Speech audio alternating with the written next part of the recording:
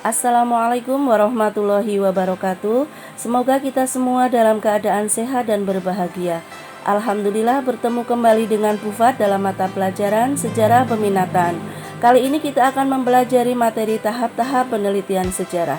Setelah mempelajari materi ini, diharapkan kalian dapat melaksanakan kegiatan penelitian sesuai dengan tema yang kalian pilih, lalu menyusun laporan hasil penelitian sesuai dengan ketentuan. Beberapa ahli mengemukakan tentang tahap-tahap penelitian sejarah, diantaranya adalah Kunto Wijoyo. Beliau mengemukakan tahap penelitian sejarah: 1. Pemilihan topik, 2. Pengumpulan sumber, 3. Verifikasi, dan yang keempat interpretasi, serta yang kelima penulisan.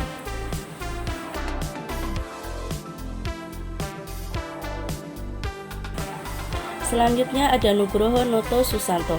Beliau mengemukakan metode penelitian sejarah meliputi 1. Heuristik atau mencari sumber, yang kedua kritik atau analisa, menilai sumber-sumber yang sudah ada, kemudian yang ketiga interpretasi, yaitu menafsirkan keterangan sumber, yang keempat historiografi atau penulisan sejarah.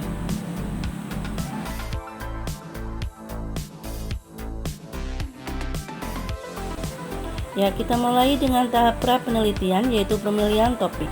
Pada dasarnya, kegiatan penelitian kualitatif tidak terlepas dari kedekatan emosional atau perasaan senang. Kedekatan emosional sangat menentukan, sangat penting karena melandasi semangat dalam kerja penelitian. Dalam penelitian ilmiah, tidak dapat hanya dengan mengandalkan kedekatan emosional saja, namun juga harus mengandalkan pada kedekatan intelektual. Kedekatan intelektual didasarkan atas kemampuan intelektual dalam memahami, dalam menguasai metode penelitian. Tahap penelitian berikutnya adalah heuristik, yaitu tahap mencari atau mengumpulkan sumber-sumber yang relevan dengan tema atau topik yang akan dijadikan sebagai judul penelitian. Contohnya, ketika kalian memilih topik sejarah desa Arcawinangun, maka kalian harus menentukan, harus mencari dan mengumpulkan sumber-sumber yang berkaitan dengan desa Arcawinangun berupa sumber tertulis, sumber lisan maupun sumber benda. Sumber sejarah tertulis atau dokumen dapat diperoleh melalui peninggalan-peninggalan tertulis, catatan yang berisi fakta tentang peristiwa yang terjadi pada masa lampau.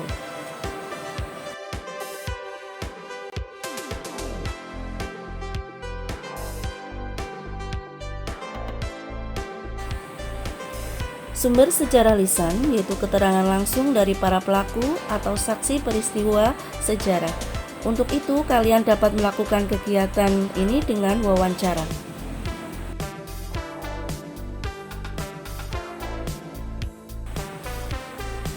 Sumber sejarah benda dapat diperoleh dari benda-benda peninggalan. Contohnya, ketika kalian memilih topik sejarah desa Arcawinangun, maka kalian harus mencari dan mengumpulkan sumber-sumber berupa benda yang dapat mengungkapkan tentang sejarah desa Arcawinangun. Sifat-sifat sumber sejarah diantaranya adalah sumber sejarah primer, yaitu keterangan asli atau keterangan langsung dari pelaku peristiwa sejarah. Dapat berupa kesaksian, sumber lisan, dokumen atau sumber tertulis, dan kemudian sumber benda.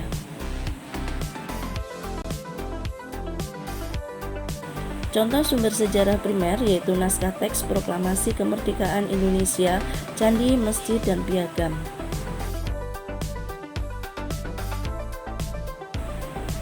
Sifat sumber sejarah berikutnya adalah sumber sejarah sekunder, yaitu keterangan yang diperoleh bukan dari keterangan langsung atau biasa disebut sumber kedua. Contoh sumber sekunder tertulis adalah surat kabar, sumber yang ditulis oleh sejarawan berdasarkan sumber dari sumber primer.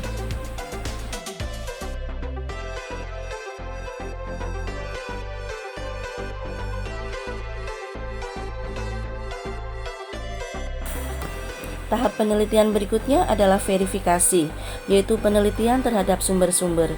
Kritik ekstern harus dapat menjawab 3 pertanyaan, yaitu 1. Apakah sumber itu merupakan sumber yang dikehendaki? Yang kedua, apakah sumber itu asli atau turunan? Yang ketiga, apakah sumber itu masih utuh atau sudah diubah-ubah. Tahap penelitian berikutnya adalah interpretasi, yaitu penafsiran, baik analisis maupun sintesis terhadap data yang diperoleh dari berbagai sumber.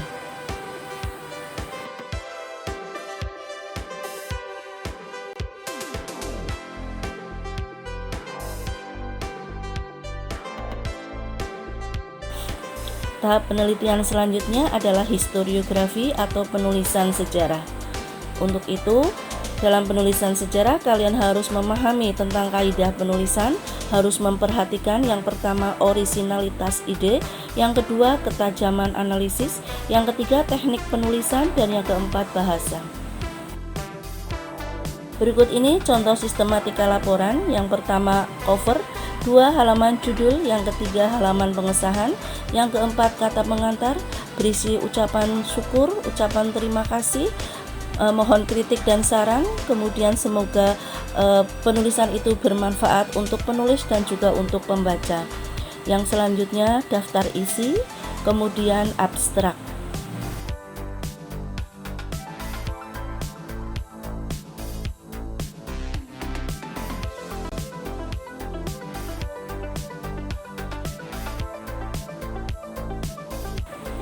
Masuk ke bab 1, yaitu pendahuluan, berisi tentang latar belakang, pembatasan masalah, rumusan masalah, tujuan penulisan, manfaat penulisan.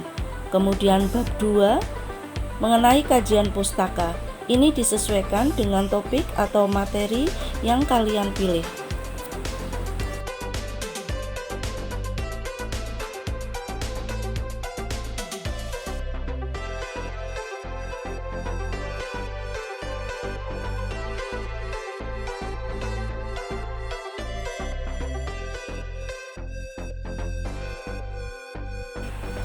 Selanjutnya masuk ke bab 3, yaitu metodologi penelitian. Kalian akan mengupas tentang lokasi penelitian, sumber data, metode pengumpulan data, kemudian analisis data. Selanjutnya bab 4, hasil penelitian dan pembahasan, disesuaikan dengan topik atau materi yang kalian pilih.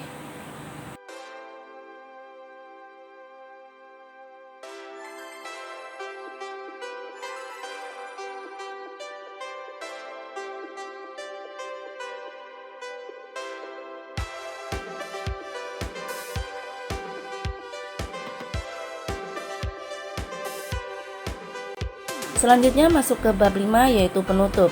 Kalian akan menuliskan kesimpulan, menjawab rumusan masalah, kemudian saran.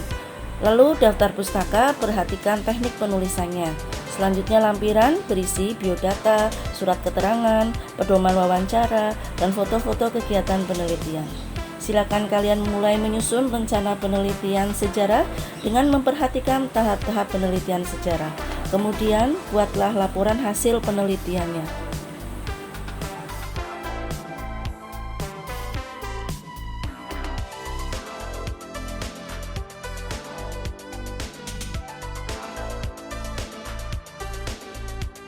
Sekian, semoga bermanfaat. Terima kasih. Wassalamualaikum warahmatullahi wabarakatuh.